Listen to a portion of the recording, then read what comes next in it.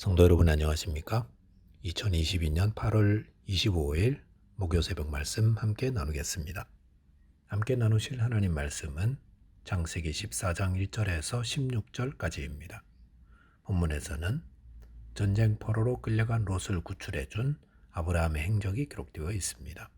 본문을 통해 성도는 믿음의 기준으로 살아야 함과 예수 그리스도의 십자가 희생을 잊지 말아야 함에 대해 묵상하겠습니다.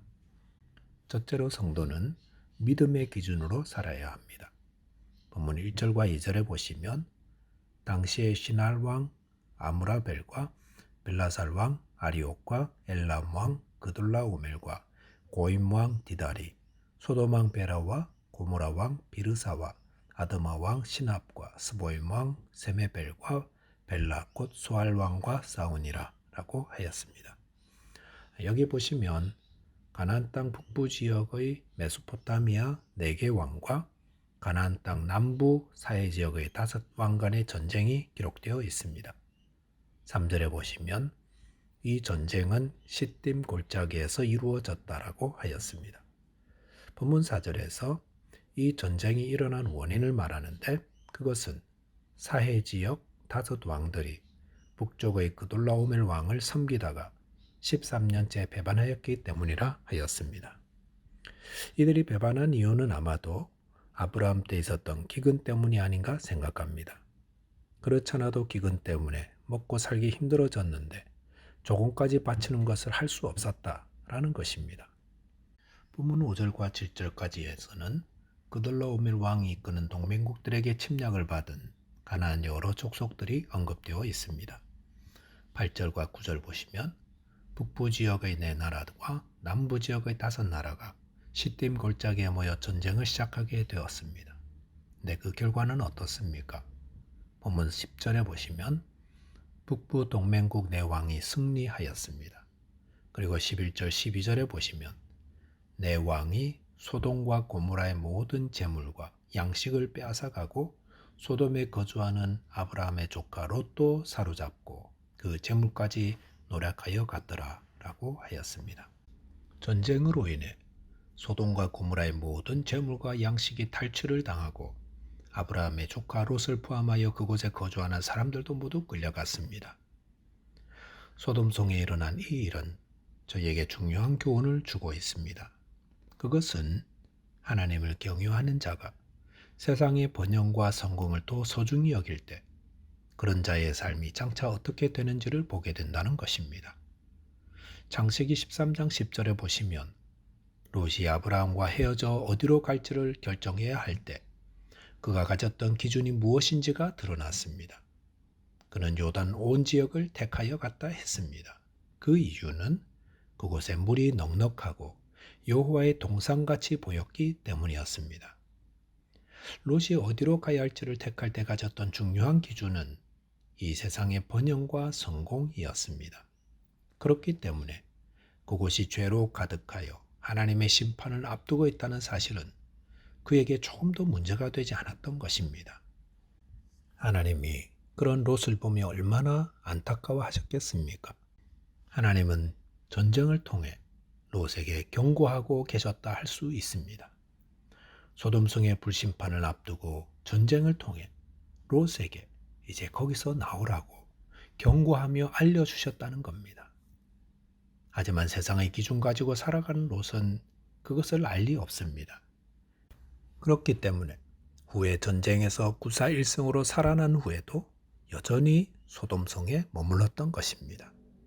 하나님의 백성이 세상의 성공과 번영을 사랑하며 그것을 기준으로 살아가면 영적으로 둔감해집니다. 그래서 심판을 눈앞에 둔 소돔성을 천국으로 바라보게 됩니다.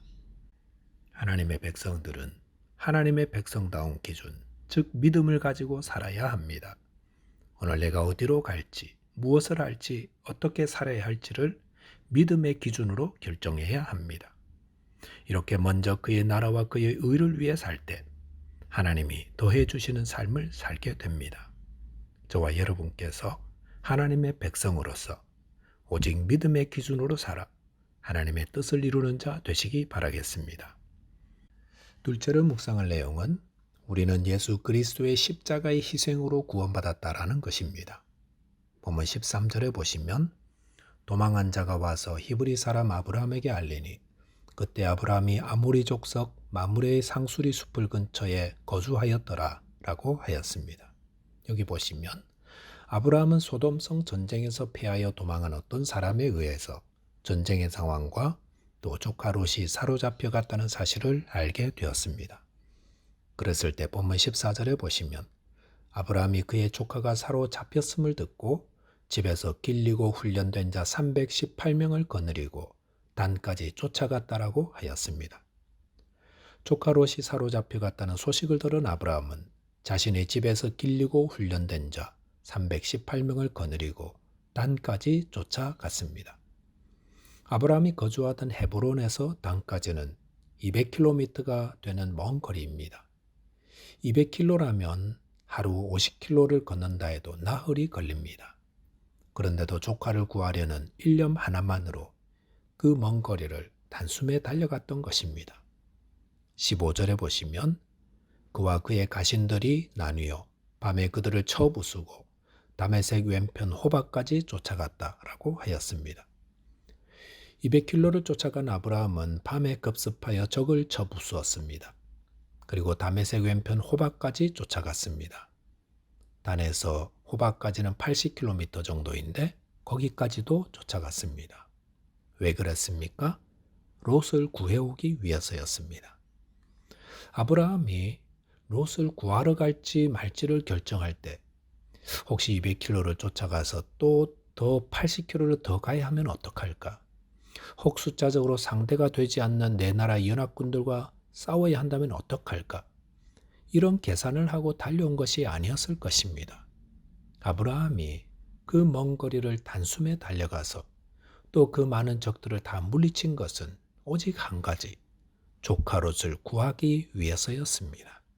그런데 어떤 조카이길래 아브라함은 이토록 자기 생명까지 아끼지 않고 그 많은 수고를 한 것입니까? 창세기를 통해 살펴본 롯은 그리 훌륭한 사람이 아니었습니다. 그는 삼촌의 목자들과 분쟁이 일어날 때도 가만히 있었던 아주 계산이 빠른 자였습니다.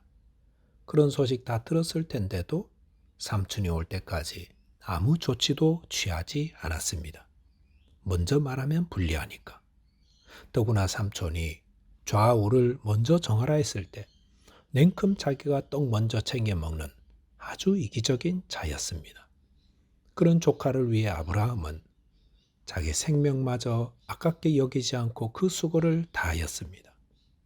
이것은 우리를 구하러 오신 예수 그리스도의 모습을 예표하고 있습니다. 우리는 롯보다 더한 자들입니다.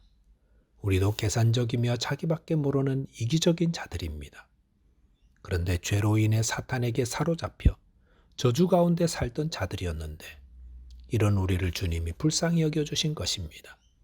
그리고 우리를 구원하기 위해 예수 그리스도께서 저 영화로운 하늘나라에서 이 땅에 성육신 하신 것입니다. 아브라함은 318명을 대동했지만 예수 그리스도는 홀로 오셨습니다. 그리고 우리를 위해 고난을 받으시고 십자가에서 죽으시는 수고와 희생을 하시었고 그 결과 이 죄인들이 구원을 얻고 자유를 얻게 된 것입니다.